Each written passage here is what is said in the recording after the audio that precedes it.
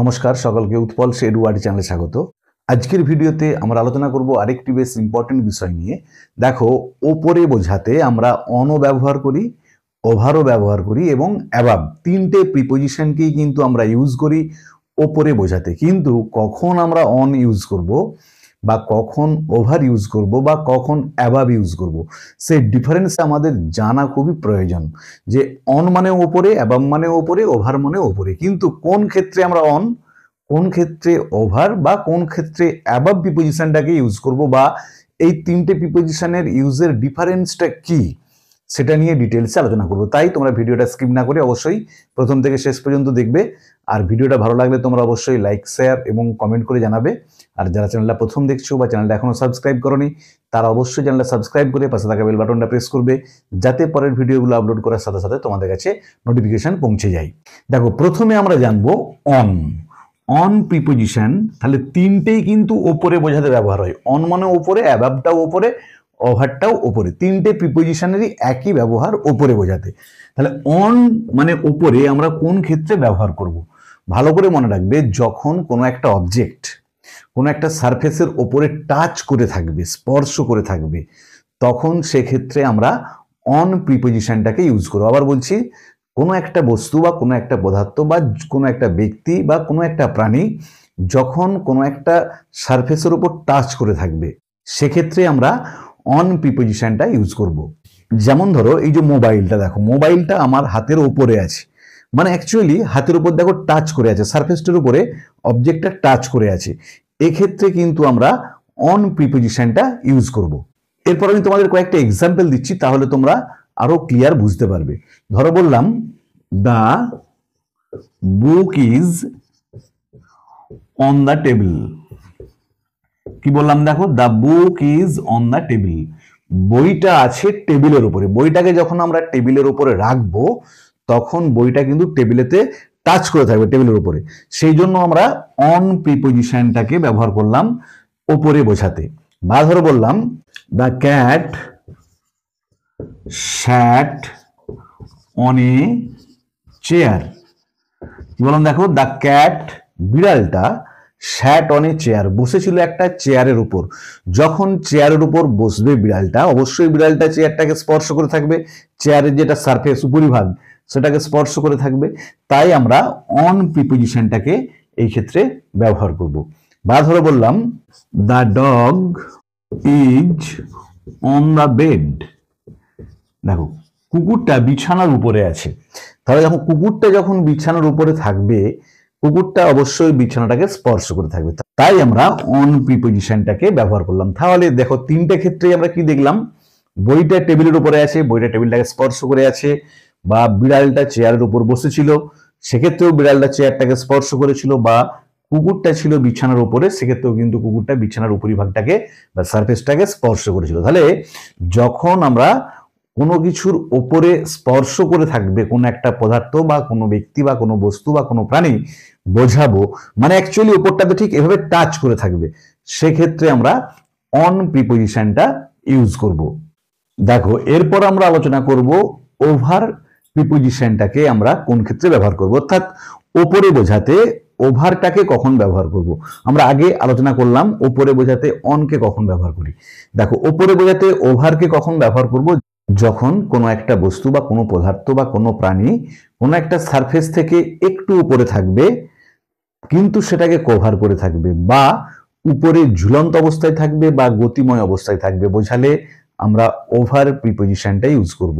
আবার বলছি, কোনো একটা বস্তু, পদার্থ, প্রাণী বা কোনো একটা ম্যাটেরিয়াল যখন কোনো একটা সারফেসের উপরে থাকবে, একটু উপরে, কিন্তু টাচ করে থাকবে না, স্পর্শ করে থাকবে না, তাহলে একটু উপরে থাকবে বা ঝুলন্ত অবস্থায় থাকবে বা গতিময় অবস্থায় থাকবে, সেক্ষেত্রে আমরা ওভার প্রিপোজিশনটাকে ইউজ করব। দেখো, এখানেতে ফোনটা আমার হাতের ওপরে আছে। আগে অনের ক্ষেত্রে এভাবে দেখিয়েছিলাম, স্পর্শ করেছিল। এখানে তো ফোনটা আমার হাতের উপরে আছে, দেখো একটু উপরে আছে, স্পর্শ করে নেই, কিন্তু সারফেস কোনটা না, আমার হাতটা হচ্ছে সারফেস, ঠিক তারই উপরে রয়েছে, যে সারফেসের ঠিক উপরে থাকবে সেরকম বোঝাবে, কিন্তু স্পর্শ করে থাকবে না। এখানে তো the phone is over my hand, ফোনটা রয়েছে আমার হাতের ওপরে, কারণ একটু ওপরে কিন্তু হাতটাকে স্পর্শ করে নেই, সেই ক্ষেত্রে আমরা ওভার প্রিপোজিশনটাকে ইউজ করব। আমি তোমাদের আরো কয়েকটা ভালো এক্সাম্পল দিচ্ছি। যেমন ধরো বললাম the bridge is over the river. দেখো, the bridge is over the river, সেতুটা নদীর ওপরে। দেখো, সেতুটা নদীর সারফেসের সঙ্গে টাচ করে থাকে না, উপরে থাকে, কিন্তু সারফেসটাকে কভার করে, নদীর যেটা উপরিভাগ সেটাকে কভার করে থাকে সেতুটা, তাই আমরা এক পাড় থেকে অন্য পাড়ে নদীর যাতায়াত করতে পারি। তাহলে ব্রিজটা রয়েছে নদীর ওপরে, বা বললাম যদি হ্যাঙ্গিং ঝুলন্ত অবস্থায় থাকে সেক্ষেত্রেও কিন্তু আমরা ওভার প্রিপোজিশনটাকে ইউজ করি। আর একটা এক্সাম্পল দিচ্ছি, ধরো the bird is flying over the house. কি বললাম, দেখো, দ্য বার্ড ইজ ফ্লাইং, পাখিটা উড়ছে, ওভার দ্য হাউস, বাড়িটার উপরে। তাহলে যখন পাখিটা বাড়ির উপরে উড়বে সেক্ষেত্রে নিশ্চয়ই বাড়িটাকে টাচ করবে না, বাড়ির ওপর দিয়ে উড়ে যাবে। দেখো, এখানে সারফেস কোনটা, বাড়িটা, তার ঠিক ওপরে উড়ছে, সেক্ষেত্রে আমরা ওভার প্রিপোজিশনটাকে ইউজ করলাম। আর একটা এক্সাম্পল হচ্ছে, দেখো, the clouds are over the mountain. কি বললাম, দেখো, the clouds are over the mountain, মেঘগুলো পাহাড়ের উপরে, পর্বতের উপরে। তাহলে পর্বতের কিছুটা উপরে থাকে মেঘটা, সেক্ষেত্রে দেখো আমরা ওভার প্রিপোজিশনটাকে ইউজ করলাম, যে মেঘগুলো রয়েছে পাহাড় বা পর্বতমালার উপরে। তাহলে যখন কোনো একটা পদার্থ বা কোনো একটা প্রাণী বা কোনো একটা বস্তু বা কোনো একটা মেটেরিয়াল কোনো একটা সারফেসের কিছুটা উপরে থাকবে কিন্তু স্পর্শ করে থাকবে না, কিছুটা উপরে থাকবে, আবার বলছি কিন্তু স্পর্শ করে থাকবে না, বা হ্যাঙ্গিং ঝুলন্ত অবস্থায় থাকবে বা গতিময় অবস্থায় থাকবে। দেখো, এখানে পাখিটা গতিময় অবস্থায় রয়েছে, ব্রিজটা হ্যাঙ্গিং অবস্থায় রয়েছে, সেক্ষেত্রে আমরা ওভার প্রিপোজিশনটাকে ইউজ করব। তাহলে ওভারটাও উপরে অর্থে ব্যবহৃত হলো বটে, কিন্তু অনেক থেকে ডিফারেন্ট অর্থে কিন্তু ব্যবহৃত হলো ওপরে বোঝাতে। এরপরেতে আমরা অ্যাবাভ কোথায় ব্যবহার করব, মানে ওপরে বোঝাতে অ্যাবাভ প্রিপোজিশনটাকে আমরা কোন ক্ষেত্রে ব্যবহার করব সেটা জানবো। দেখো, যখন কোন একটা সারফেস থেকে অনেক ওপরে বোঝাবে, অনেক উঁচুতে বোঝাবে, সেক্ষেত্রে আমরা অ্যাবাভ প্রিপোজিশনটাকে ইউজ করি। আবার বলছি, যখন কোন একটা সারফেস থেকে অনেক উপরে, অনেকটা উঁচুতে বোঝাবে, সেক্ষেত্রে আমরা অ্যাবাভ প্রিপোজিশনটাকে ইউজ করব। যেমন ধরে বললাম the sun is above our head.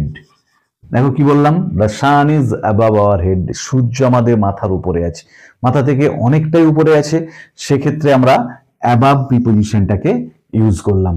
বা ধরো আর একটা এক্সাম্পল দিচ্ছি, the stars are sparkling above the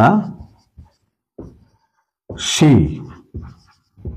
কি বললাম, দেখো, the stars are sparkling above the sea, সমুদ্রের উপরে নক্ষত্রগুলো দপদপ করছে, স্পার্কলিং মানে ঝলমল করে দীপদীপ করা, সেক্ষেত্রে আমরা অ্যাবাভ প্রিপোজিশনটাকে ইউজ করলাম। তাহলে দেখো, এখানেতে নক্ষত্রগুলো কিন্তু সমুদ্রের অনেকটা উপরে আছে, সে অনেকটা উপরে বোঝাতে আমরা অ্যাবাভ প্রিপোজিশনটাকে ইউজ করেছি।